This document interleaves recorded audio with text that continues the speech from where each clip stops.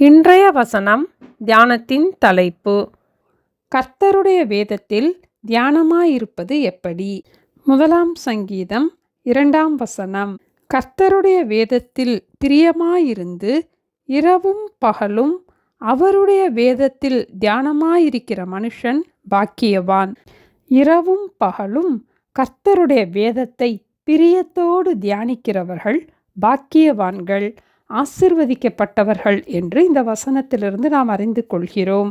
ஈசாக்கு சாயங்கால வேளையிலே தியானம் பண்ணினான் என்று ஆதியாகமம் 24 அதிகாரம் 63 வசனத்தில் நாம் வாசிக்கிறோம். தாவீது ராஜா அந்தி சந்தி மத்தியான வேளைகளில் தியானம் பண்ணினதாக சங்கீதம் 55:17 வசனத்தில் நாம் வாசிக்கிறோம். 119 சங்கீதம் 97 வசனத்தில், உமது வேதத்தில் நான் எவ்வளவு பிரியமாயிருக்கிறேன், நாள் முழுதும் அது என் தியானம் என்று வாசிக்கிறோம். நம்முடைய கவனம் சிதறாதபடிக்கு நம்முடைய வசதிக்கேற்ற அமைதியான நேரத்தை நம்முடைய வேத தியானத்திற்காக நாம் தெரிந்து கொள்வோம். முதலாவது, வேதத்தை தியானிப்பதற்கான ஞானத்தை ஆண்டவர் தரும்படி ஜெபித்து வேதத்தை வாசிக்க ஆரம்பிப்போம். வேதத்தை வரிசையாக வாசிக்க ஆரம்பிக்கலாம். புதிய ஏற்பாட்டிலுள்ள புத்தகங்களை முதலாவது வாசிக்கும் போது எளிதாக நாம் அதை கற்றுக்கொள்ளலாம். வேதத்தில் ஏதாவது ஒரு புத்தகத்தை கவனமாக படிக்க ஆரம்பிக்கலாம். பிள்ளைகள் தேர்வுக்கு படிப்பது போல வேத வசனங்களை கருத்தாக படிக்க ஆரம்பிப்போம்.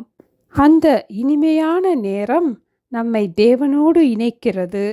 அப்போது தேவனுடைய ஞானத்தை, தேவனுடைய சமாதானத்தை, தேவனுடைய வழிநடத்துதலை நாம் பெற்றுக்கொள்கிறோம்.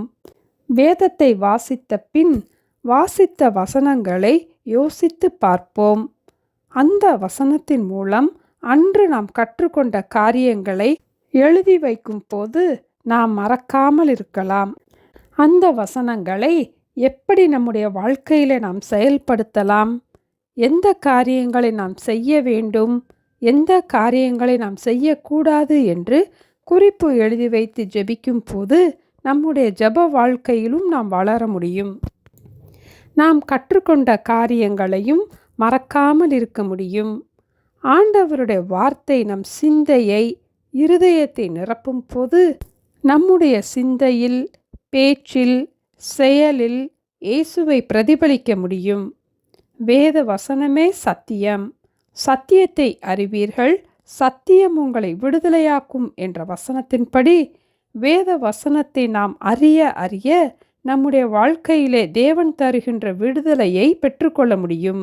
இது சாதாரண காரியமாக தெரிந்தாலும் தொடர்ச்சியாக இந்த பழக்கத்தை நாம் கடைபிடிக்கும் போது நம்முடைய ஆவிக்குரிய வாழ்க்கையில் நல்ல வளர்ச்சியை நாம் பார்க்க முடியும். அப்போது தேவையில்லாத ஸ்பாவங்கள் நம்மை விட்டு விலகும். இயேசுவின் திவ்ய ஸ்பாவத்திற்கு பங்குள்ளவர்களாக நாம் மாறுவோம். நம்முடைய இருதயமும் கர்த்தருக்குள் களிகூரும். கர்த்தருடைய வேதத்தில் பிரியமாயிருந்து இரவும் பகலும் அவருடைய வேதத்தில் தியானமாயிருக்கிற மனுஷன் பாக்கியவான். ஜெபிப்போமா?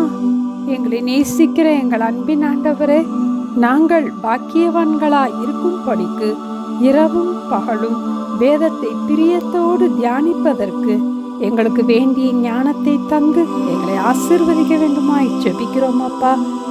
எங்களுக்கு சமாதானத்தை தருகின்ற, விடுதலையை தருகின்ற, தெய்வீக சுகத்தை தருகின்ற கர்த்தருடைய வார்த்தையை நாங்கள் கவனமாக வாசிக்க, தியானிக்க எங்களுக்கு கற்றுக் கொடுக்க வேண்டுமாய் இயேசுவின் நாமத்தில் ஜெபிக்கிறோம் பிதாவே.